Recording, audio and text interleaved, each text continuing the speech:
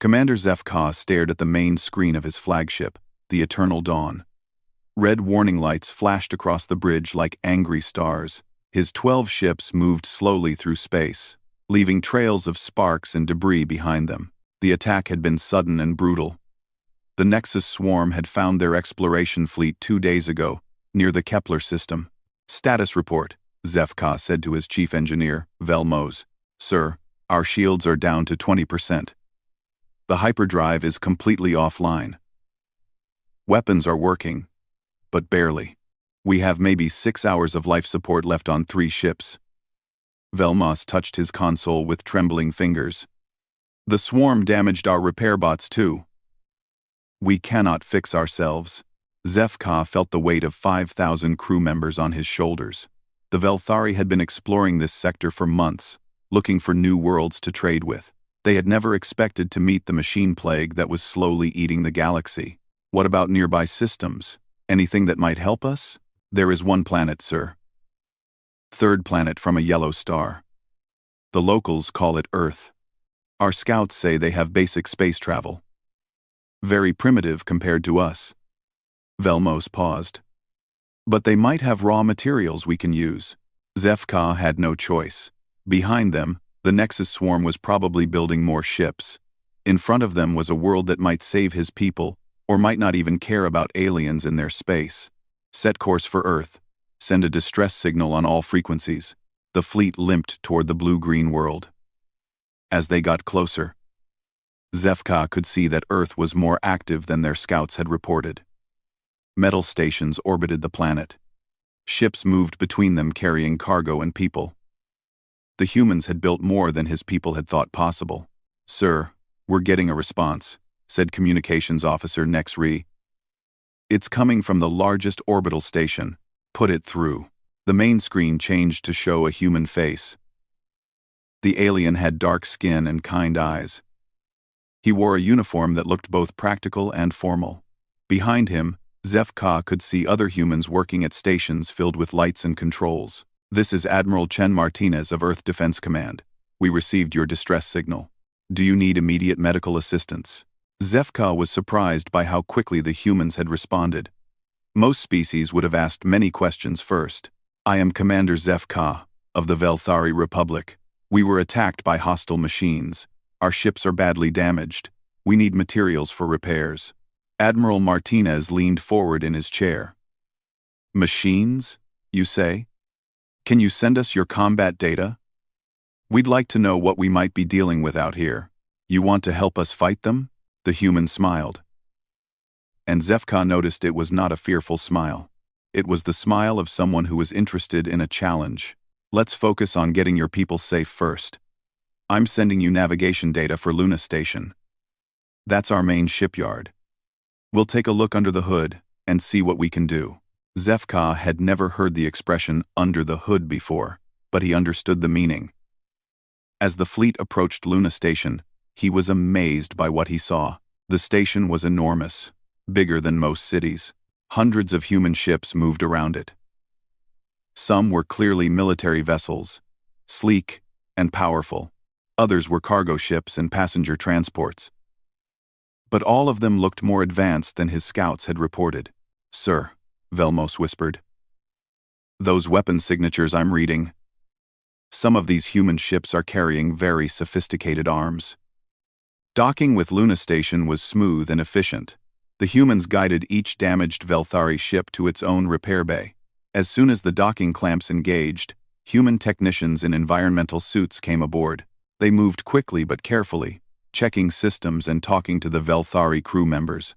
Zefka met Admiral Martinez in person at the station's command center. The human was taller than most Velthari, and he moved with the confidence of someone used to making important decisions. "Commander, I want to be honest with you," Martinez said as they walked through the station. "We've been watching galactic traffic for a while now. We know about the various species out there, including yours. We've also heard rumors about these machine attacks. You have been watching us?" Zefka was not sure if he should be worried or impressed. "Nothing hostile. We just like to know who our neighbors are. Earth has a saying, hope for the best, prepare for the worst. We've been preparing. They entered a large observation deck, where Zefka could see his ships in the repair bays below. Human engineers swarmed over the vessels like busy insects. They worked with tools and equipment that looked both familiar and strangely advanced. Your ships, Martinez continued, they're well built, good basic design, but I think our people can do more than just patch holes and replace burnt circuits. What do you mean? I mean upgrades. Our engineers love a good challenge. They've been studying various galactic technologies for years. When they see something they can improve, well, Martinez grinned. You'll see. A human woman approached them. She was smaller than Martinez but moved with the same confidence. Her uniform had engineering symbols on it. Commander Zefka. This is Dr. Sarah Kim, our Chief of Advanced Engineering. Dr. Kim smiled and extended her hand in the human greeting gesture. Zefka touched it briefly with his own. Commander, I've been looking at your ship designs. Very impressive, especially your power distribution systems.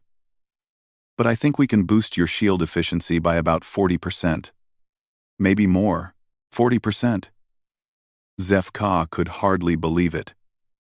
That would make our shields stronger than most military vessels. That's the idea, Dr. Kim said. We've also got some ideas for your weapons and engines.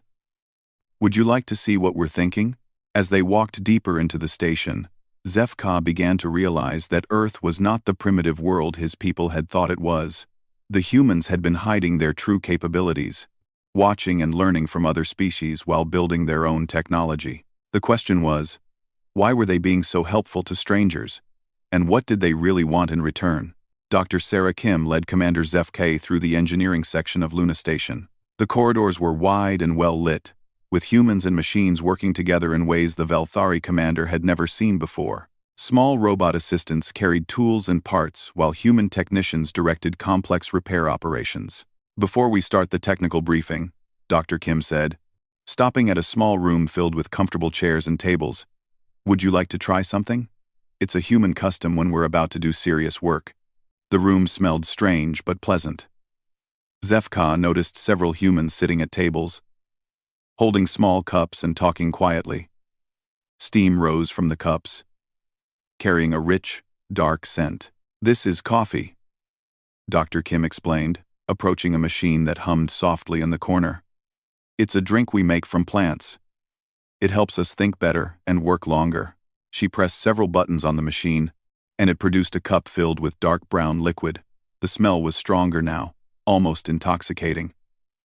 Dr. Kim handed the cup to Zefka. Careful, it's hot. Try just a small sip. Zefka touched the cup to his lips and tasted the strange liquid. It was bitter but somehow pleasant. As he swallowed, he felt a warm sensation spread through his body. More surprisingly, the constant background chatter of his crew's minds, which all Velthari experienced through their natural telepathy, became clearer and more focused. Interesting, he said. This drink, it affects our neural pathways, makes our telepathic abilities stronger. Dr. Kim's eyes widened with excitement. Really? That's amazing. We had no idea. For humans, caffeine just makes us more alert and helps us concentrate. Caffeine, the active ingredient in coffee. Would you like another cup? We have several different types. Oh. As Zefka sipped his second cup of coffee, Dr. Kim began showing him holographic displays of his ships. But these weren't just damage reports. These were complete redesigns. Your power cores are excellent, she explained, manipulating the three-dimensional images with her hands. But you're only using about 60% of their potential. We can modify your energy distribution network to give you much better efficiency. The hologram showed new pathways through the ship's hull, glowing lines that carried power more effectively than the original design. Zefka had to admit it was elegant and clever. Your shields, Dr. Kim continued. They're strong, but static. We can make them adaptive. They'll learn from incoming attacks and adjust automatically. That is impossible. Shield generators cannot think. Not on their own, no. But combined with our neural networks, she showed him another hologram, this one displaying a shield system that could shift and change like a living thing. We've been working on this technology for years, ever since we started monitoring galactic conflicts. Other human engineers joined them, each bringing their own cups of coffee and their own ideas. Zefka met Dr. Rodriguez, who specialized in engines, and Lieutenant Chen, who worked on weapon systems. Each human seemed genuinely excited about the chance to work on alien technology. The thing is, Dr. Rodriguez explained while showing engine modifications, your hyperdrive is good for long-distance travel, but it's slow to start up. We can fix that with quantum pre-charging. Cut your jump preparation time from 30 minutes to 3 minutes. And your weapons, Lieutenant Chen added, they're powerful, but they use too much energy. We can increase your firepower while actually reducing power consumption. It's all about focusing the energy more precisely. Zefka was beginning to feel overwhelmed. These humans were offering to make his ships better than they had ever been. The coffee was making his mind sharper, and he could sense his crew's growing excitement through their telepathic link. Why are you doing this? He asked finally. What do you want from us? The humans exchanged glances. Dr. Kim refilled his coffee cup before answering. Commander, we know about the Nexus swarm. We've been tracking their movements for months. They're not just attacking random ships. They're testing galactic defenses, learning how different species fight. Deponically, Admiral Martinez joined them in the coffee room. He carried his own cup and sat down across from Zefka. We've been analyzing the combat data you shared with us, Martinez said. These machines are smart, but they have weaknesses. They rely too much on overwhelming force and superior numbers. They don't adapt well to unexpected tactics. You think you can fight them? I think we can all fight them together.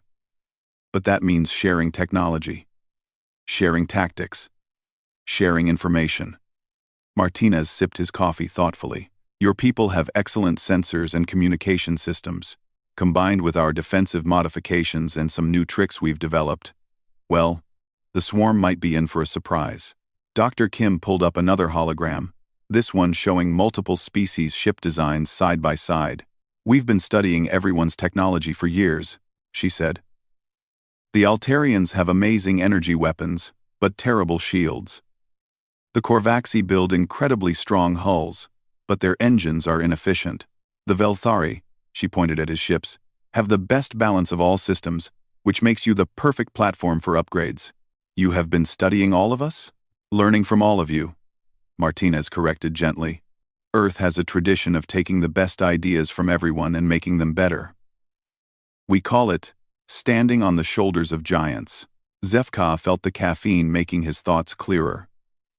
Through his telepathic link, he could sense that his crew was learning similar things throughout the station. His engineers were working alongside humans, sharing knowledge and techniques. His medical staff was comparing notes with human doctors. Even his cooks were learning about human food preparation.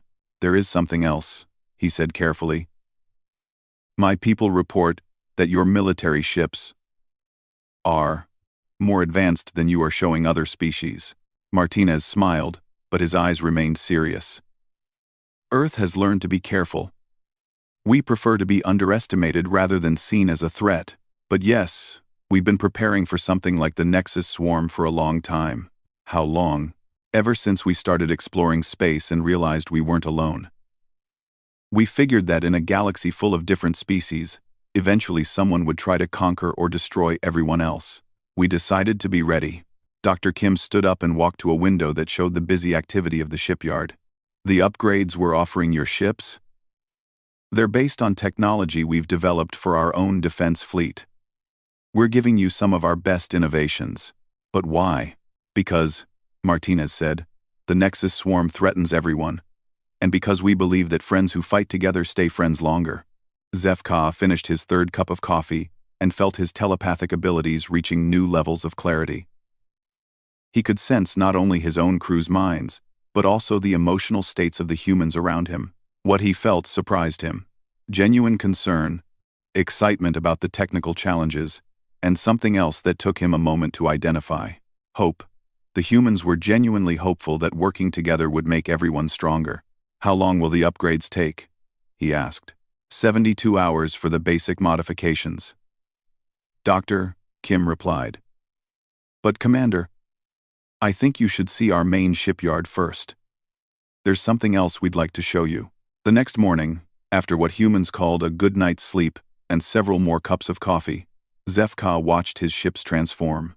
The repair bays buzzed with activity as human and Velthari engineers worked side by side. The changes happening to his fleet were far beyond anything he had imagined. Your shield generators, Dr. Kim explained as they stood in front of the Eternal Dawn.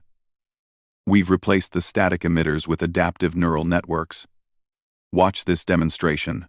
She activated a holographic simulation showing his flagship under attack. The shields flickered and changed color as different types of weapons hit them. Instead of maintaining the same defensive pattern, the shields shifted and adapted, becoming stronger against each type of attack. The system learns, Dr. Rodriguez added, joining them with his own cup of coffee. After the first few hits from plasma cannons, the shields reconfigure to resist plasma more effectively. When kinetic weapons attack, the shields become more flexible to absorb impact. Zefka shook his head in amazement. This technology should not be possible with our power systems. That's where the efficiency upgrades come in, Dr. Kim said with a grin. We've completely rewired your power distribution network.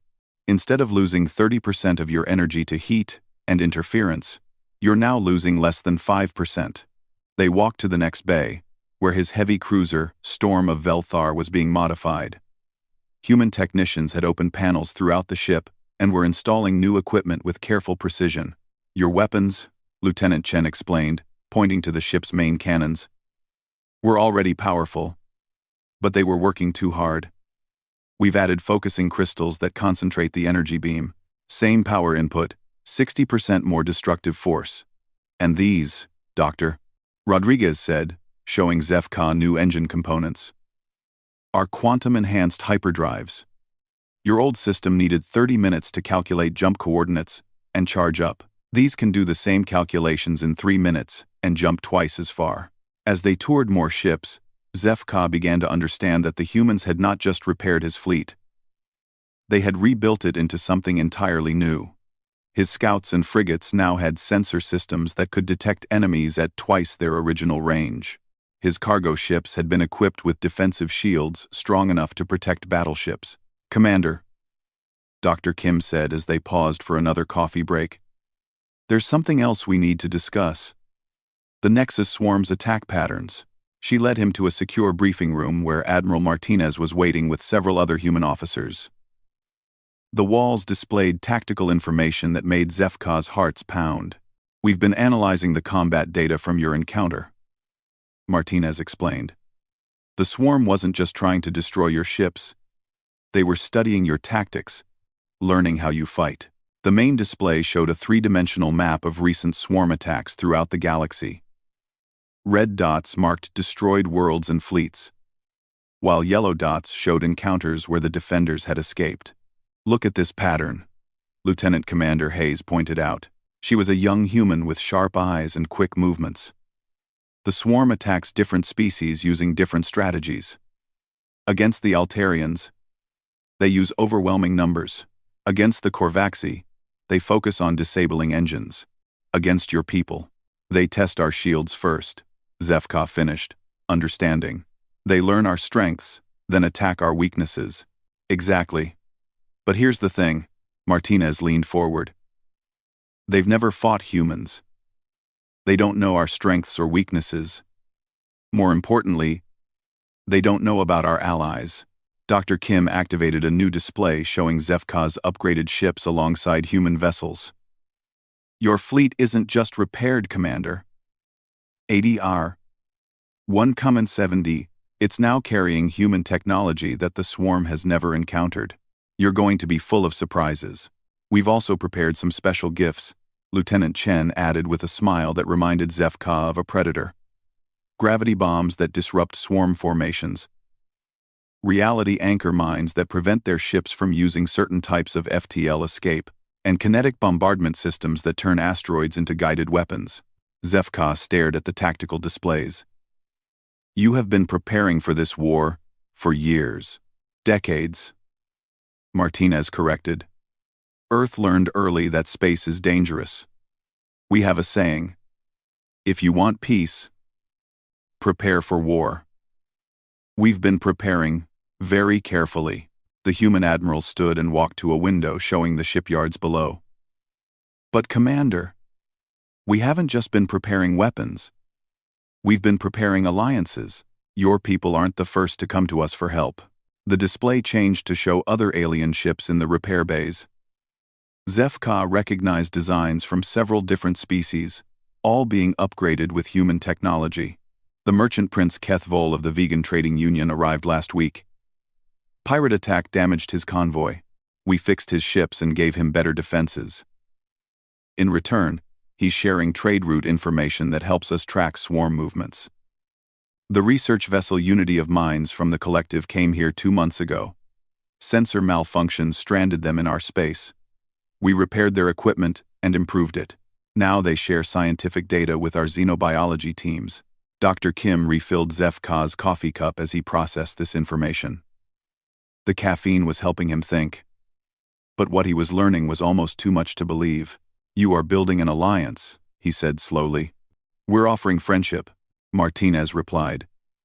Help when needed. Shared technology, mutual defense. But only to those who want it. We don't force anyone to accept our assistance. And if the Nexus swarm attacks Earth directly, the human officers exchanged glances. Lieutenant Commander Hayes pulled up another display. This one showing the Sol system. At first, Zef-Ka saw what he expected. Earth, its moon, the other planets.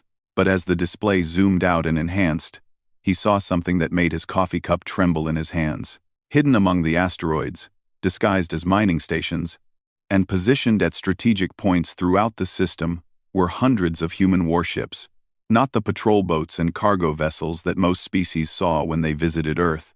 These were massive battleships, fleet carriers, and support vessels that rivaled anything in the galactic core worlds. Earth Defense Command, Martinez said quietly, consists of 1,500 active warships, plus support vessels and orbital defense platforms.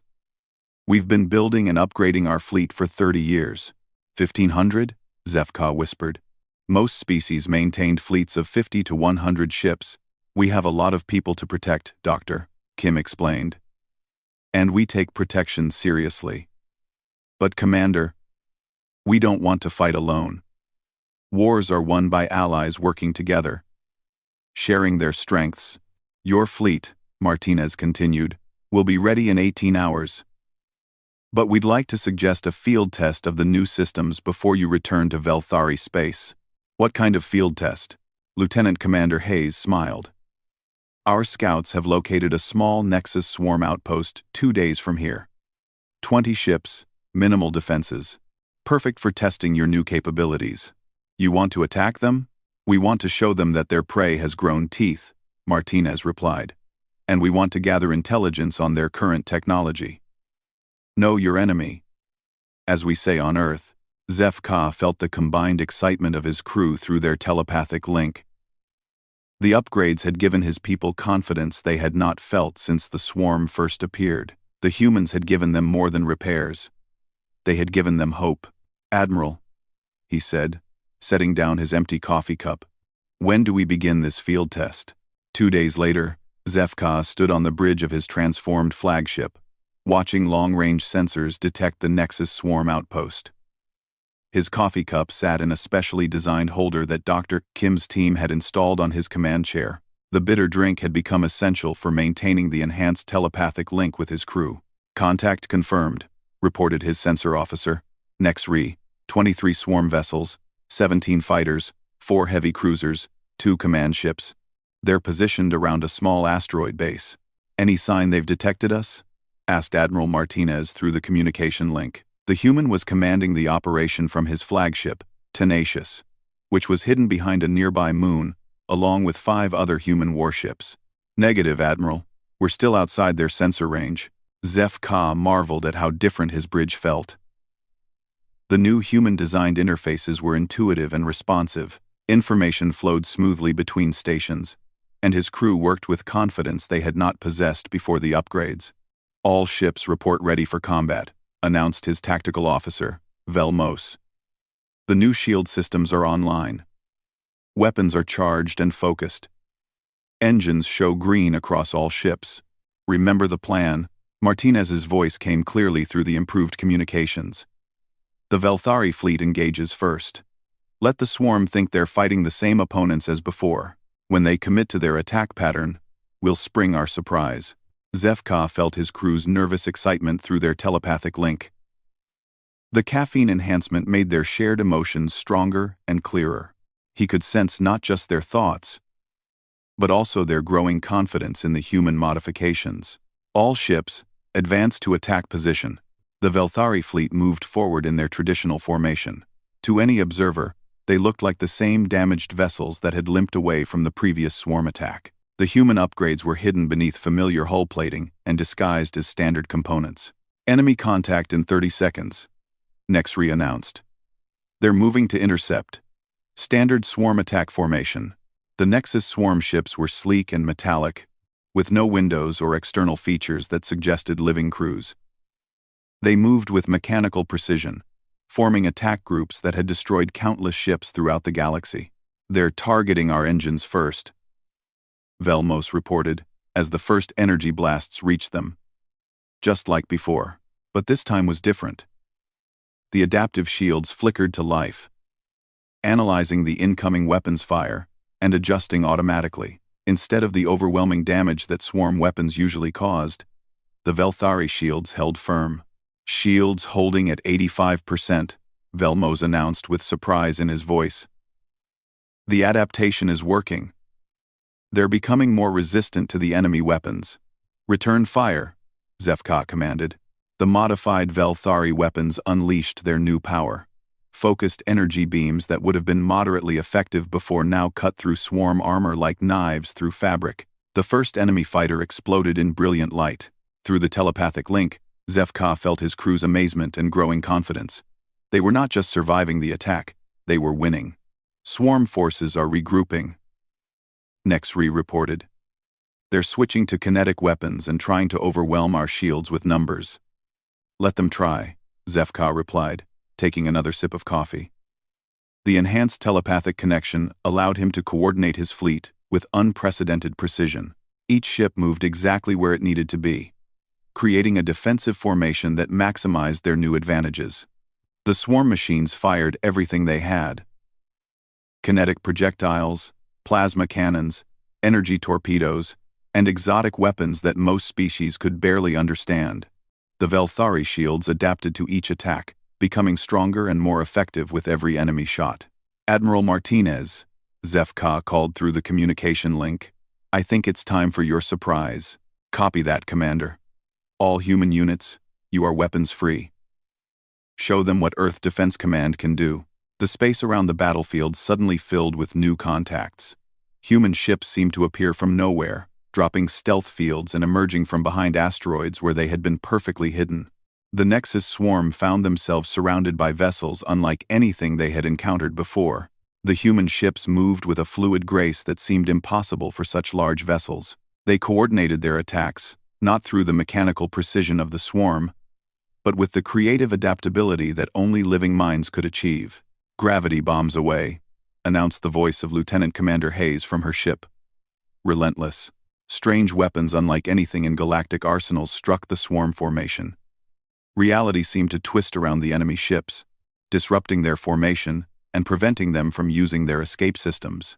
Admiral Martinez's flagship opened fire with weapons that turned nearby asteroids into guided projectiles. Massive chunks of rock accelerated to incredible speeds, guided by human targeting systems that calculated impact points with mathematical precision. "Commander," Martinez called over the communication link, "we're deploying reality anchor mines. The swarm won't be able to call for reinforcements or escape using their standard FTL methods." Zefka watched in amazement as the human fleet demonstrated capabilities that redefined space combat. Their ships could adapt their tactics instantly, responding to enemy moves with creative solutions rather than programmed responses. One human destroyer, surrounded by 3 swarm fighters, suddenly split apart into multiple sections that attacked from different angles before rejoining into a single ship.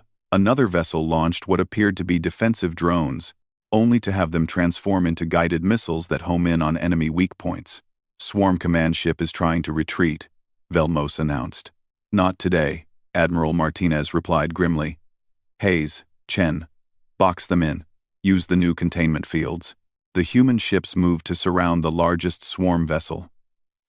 Energy barriers appeared around it, creating a cage of force that prevented escape while allowing the humans to study the enemy ship's technology. All remaining swarm fighters are down, Nexri reported. We've captured one command ship and destroyed everything else. The battle was over in less than 20 minutes. What should have been a difficult fight against overwhelming odds had become a complete victory for the combined human and Velthari forces. Damage report? Zefka asked. Minor shield stress on 3 ships. No hull damage. No casualties. Velmos shook his head in disbelief. Sir, we just fought the Nexus swarm and took no losses. Through the enhanced telepathic link, Zefka felt the emotional state of his entire crew. Amazement, pride, and most importantly, hope. For the first time since the swarm had appeared, his people believed they could win this war. Admiral Martinez, he called over the communication link. I believe our field test was successful. Our field test was successful. Copy that, Commander. But this is just the beginning. We've gathered valuable intelligence on current swarm technology. And they've learned that their old tactics won't work anymore. What happens next? Next, we take this new technology and these new tactics to your people and ours. We build a real alliance. And then we show the Nexus swarm what happens when you threaten free species who've decided to work together. Zefka finished his coffee and looked out at the debris field that had once been an enemy outpost. The humans had given his people more than upgrades and repairs. They had given them the tools to fight back. Admiral, he said, I think it's time to plan our next operation. 3 weeks later, Zefka stood in the central chamber of the Velthari High Council, holding a cup of Earth coffee and watching his people's leaders argue. The news he had brought from Earth had shaken the foundations of everything the Republic thought it knew about galactic politics.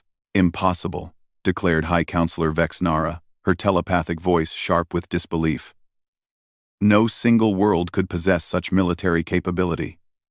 You were deceived by human illusions. I was there, Zefka replied calmly, sipping his coffee to maintain the enhanced telepathic clarity that had become essential for his duties. I watched their fleet emerge from hiding. I fought beside their ships against the Nexus swarm. The humans are not primitives pretending to be advanced. They are advanced beings who have been pretending to be primitive. Around the circular chamber, 12 Velthari council members shared their thoughts through the telepathic network that governed their species. Zefka could feel their confusion, fear, and growing excitement as they processed what he was telling them. Show them again, suggested Counselor Mercall, the eldest member of the group.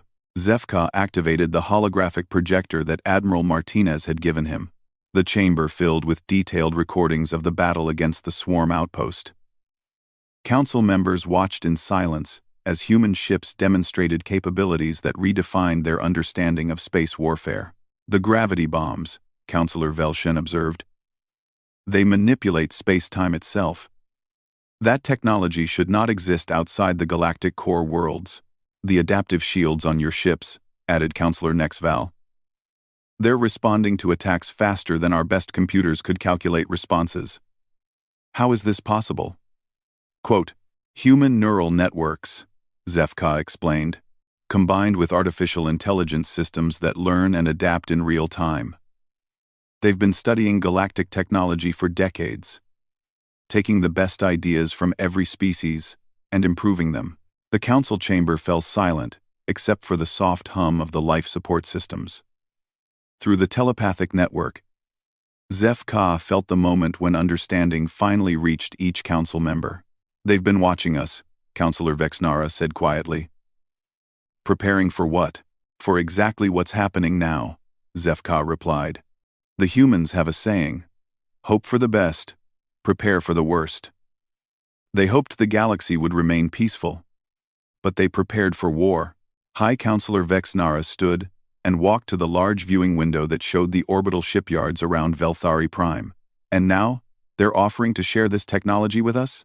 In exchange for full membership in the Galactic Council and the right to establish research stations in key systems. They want to be recognized as equals, not treated as primitives to be ignored. What guarantee do we have that they won't use this technology against us later? Zeph Ka felt the question's importance through the telepathic link. It was the fear that every council member shared. The worry that had kept them from immediately accepting the human alliance. Admiral Martinez gave me this, he said, producing a small device that Dr. Kim had called a cultural exchange module. It contains complete technical specifications for every upgrade they made to our ships. Everything. No hidden components, no secret backdoors, no weapons that can be turned against us. He activated the device, and the chamber filled with detailed schematics and manufacturing instructions. Thousands of pages of technical data. Enough for the Velthari to build their own versions of human technology. They're giving us the ability to upgrade our entire fleet, he continued. They're also offering to help us establish our own advanced shipyards. In exchange, they want our sensor technology and our telepathic communication networks. Mutual benefit, observed Counselor Merkle. They become stronger. We become stronger. Together we become much stronger than either species alone, through the enhanced telepathic link. Zefka felt the Council's decision forming before anyone spoke aloud. The evidence was overwhelming. The benefits were clear. The alternative was facing the Nexus swarm alone. Commander, High Counselor Vexnara said formally, you will return to Earth with our answer. The Velthari Republic accepts the human alliance. 2 months later, Zeph Ka stood on the bridge of his flagship as the combined human and Velthari fleet approached the Nexus swarm stronghold in the Kepler system. 60 ships in total, 30 upgraded Velthari vessels and 30 human warships that represented the latest in Earth Defense Command technology. The target was ambitious. A fully operational swarm manufacturing facility that had been producing machine warships for 6 months. Intelligence suggested that destroying it would set back the swarm's expansion plans by a full year.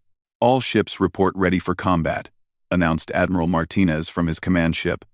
Commander Zeph Ka, your people take point.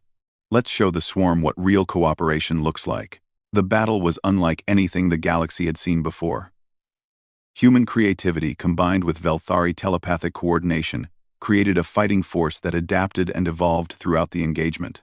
When the swarm tried their standard overwhelm tactics, the Allied fleet scattered into smaller groups that attacked from unexpected angles. When the machines adapted to that strategy, the Allies regrouped into formations that maximized their combined firepower. Dr. Kim's engineering teams had worked with Velthari technicians to create new weapons specifically designed to counter swarm technology. Reality anchor mines that prevented machine ships from calling reinforcements. Telepathic communication networks that allowed instant coordination across the entire fleet. Adaptive shields that learned not just from their own ships' encounters, but from the experiences of every Allied vessel. The manufacturing facility was destroyed in 4 hours with minimal Allied losses. But more importantly, the battle had been observed by neutral species throughout the sector. Commander, Admiral Martinez called over the communication link as they surveyed the wreckage. We're receiving messages from the Korvaxi Defense Union. They want to know if our alliance is accepting new members. The Altarian Federation is asking the same question, added Lieutenant Commander Hayes from her ship. So are the Vegan Trading Union and the Crystal Collective. Through his enhanced telepathic link, Zefka felt the satisfaction of his crew. They had gone from desperate refugees to members of the most powerful alliance in known space in less than 6 months. Admiral, he replied, I believe we should invite them for coffee. 6 months after that, the Human Velthari Alliance had become the Galactic Defense Coalition. With 18 member species and over 300 upgraded warships. Dr. Kim had established engineering exchange programs with a dozen different worlds. Human coffee shops had opened on alien worlds, while Velthari telepathic communication centers operated in human space. The Nexus swarm still existed, but their expansion had been stopped. Every time they attacked, they found upgraded defenses and new tactics they couldn't predict. More importantly, they found species working together in ways that made their machine logic unable to calculate victory probabilities.